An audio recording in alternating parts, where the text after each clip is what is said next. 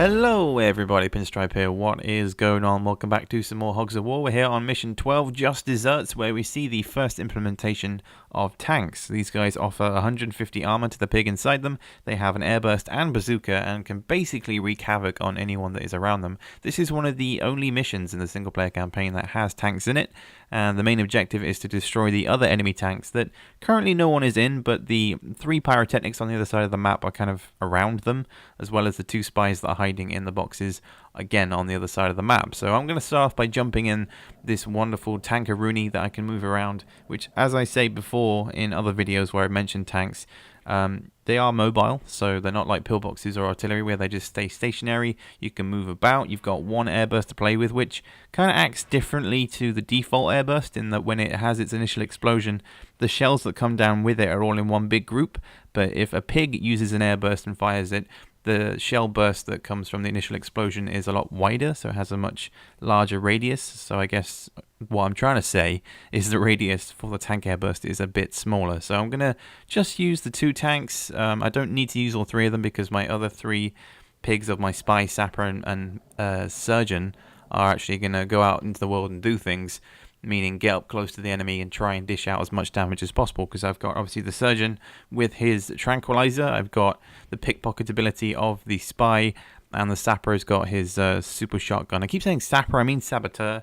He's got a super shotgun which can be used to push back pigs a lot. It's got a high pushback rate, and just basically some high damage stuff with the TNT and the mines and all sorts of the things he's got. So I'm going to move my spy over to the enemy team and kind of dish out my pickpockets accordingly. So if I go for the other enemy spy straight away, I could pickpocket his pickpocket, which gives me more pickpockets to use. It can get a bit confusing, but I've taken away his sniper rifle, so his main thing is gone, and his pickpockets, which gives me 3 more. So I'm going to dish those out between 2 of these pyrotechnics, see if I can get an airburst, which I do in a minute. I take the pistol and the trotter from the first guy, and then an airburst and a pistol from the other guy. So having extra, like if you pickpocket 2 things that are the same weapon, you just have 1, so it's a bit of a waste, but taking it from the enemy is always good, and utilizing the airburst there to dish out even more damage. So airbursts everywhere. This guy's going to completely ignore my spy and go straight for the tanks, because as I said before, the enemy AI will usually go ahead and target artillery or tanks or pillboxes before they target any other player. As I say that mortar lands directly on a pig of mine, but you know what I mean. They seem to take priority on things. So I'm going to send my surgeon over and heal up the saboteur that's just been damaged by about 45 health, but that's fine. I'm just going to give him back his 40 and then go and position myself to grab the other health kit on the top left-hand corner of the map there, just over the minefield. And then I'm going to use my tranquilizer and take down one of these spies, because the last thing we want is him dishing out any damage with his lethal sniper rifle. Usually on the PlayStation version, this mission would take a lot longer because the AI can move and, you know, they jump into the tanks and they'd really think about everything for too long. And that's my one quarrel I've always had with the PlayStation version. It's just that things can get extremely slow because the AI take forever just to take their turn and to move around, and obviously the tanks aren't that fast, so having to sit and watch like all the enemy pigs move around in these 3 tanks can be really irritating. And the tanks, as I've said, have 150 health. Combine that with 3 of them, that's 450 health right there, so I had to think about that for a second. But yeah, it's a bit of a pain in the butt. Going to move my saboteur over to the other side of the map and make him use his super shotgun, which is able to blast people, as I said, a high knockback rate.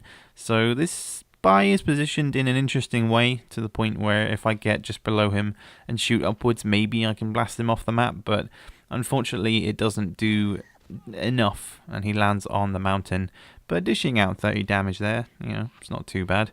The pyrotechnics are just raining down mortars, but one of my tanks is pretty low on health, so he's going to take a bit of damage here. But again, this map is well equipped with health packs, so I don't have to rely so much on my surgeon. I can just run around, get the other health packs, which are 50 HP as well, which is quite hefty when you think about it. So I've still got 2 tanks remaining. The other one is just going to be used to clean up the enemy players who are low on health, as well as grab the medal, which I will get when I destroy the tanks in just a moment. Big explosion coming up, and once again utilizing the airburst to its full potential.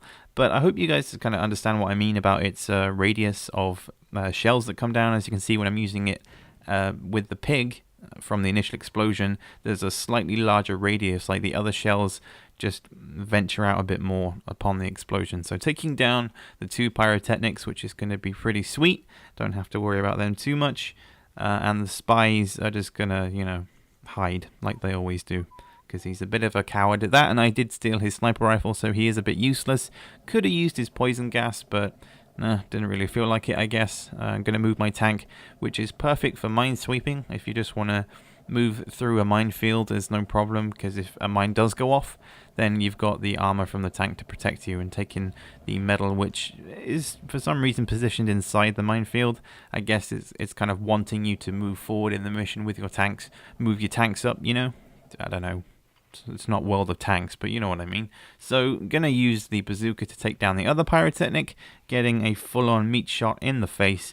So just the spies left to worry about. One of the problems I have with my spy is that once I've used the pickpocket and I haven't really got that great of a weapon stash that I stole from someone else, I find it difficult to, you know, just use a weapon of mine. And what I mean by that is I like to combine different weapons, like using a jetpack and a cluster bomb, or like using a mine and a shotgun, you know, combining 2 different weapons. And when I've only got a TNT and a sniper rifle that I know is going to do a set amount of damage, it's, I don't know, it's just boring, and I want to be able to do more than just shoot a guy in the face. But sometimes you just have to go back to basics and use TNT or use a sniper rifle. But using an airstrike as a surgeon, that's an interesting combination.